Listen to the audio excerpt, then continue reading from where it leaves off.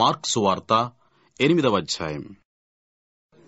ఆ దినములలో మరి ఒకసారి బహుజనులు కూడిరాగా వారికి తిననేమియూ లేనందున యేసు తన శిష్యులను తన యొద్దకు పిలిచి, జనులు నేటికి 3 దినముల నుండి నా యొద్దనున్నారు.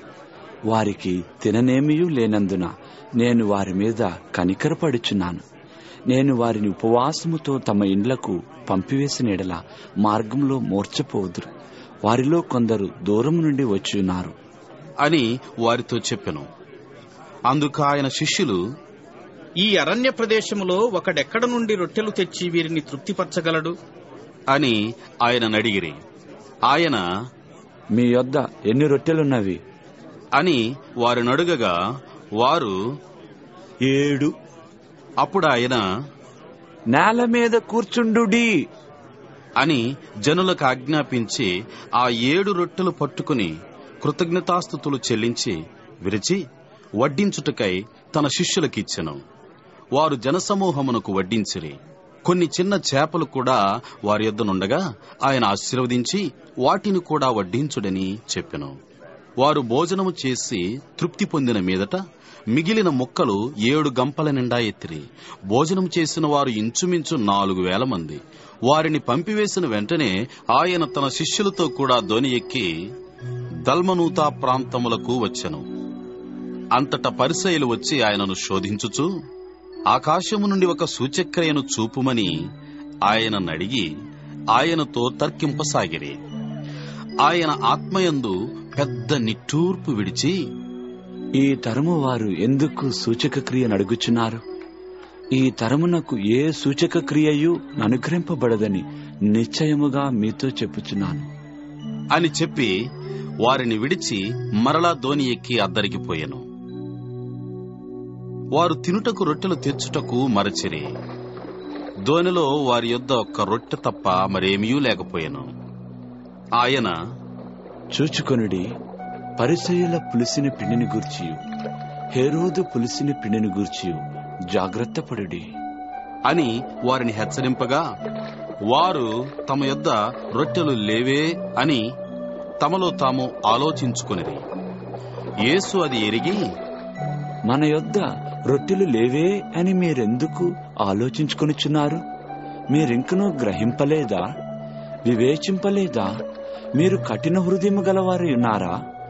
మీరు కనులుండి చూడరా? చెవులుండి వినరా? జ్ఞాపకము చేసుకొనరా?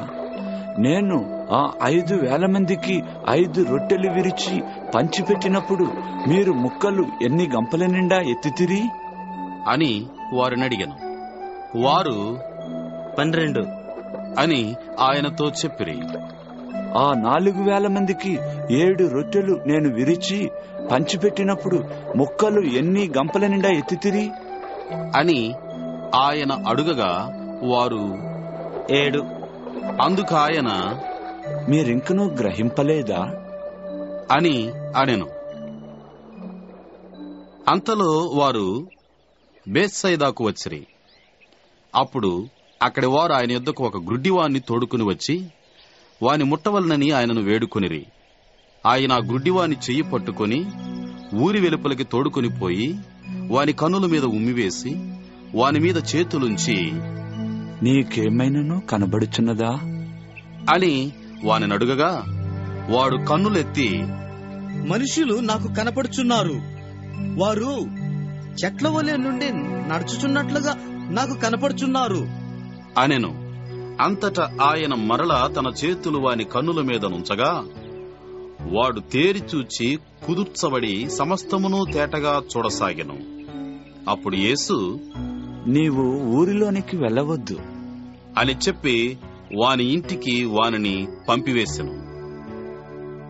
యేసు తన శిష్యులతో ఫిలిప్పుదైన కైసరేతో చేరిన గ్రామములకు బయలుదేరెను. మార్గములో నుండగా, నేను ఎవడెనని జనులు చెప్పుచున్నారు అని తన శిష్యులను అడిగెను.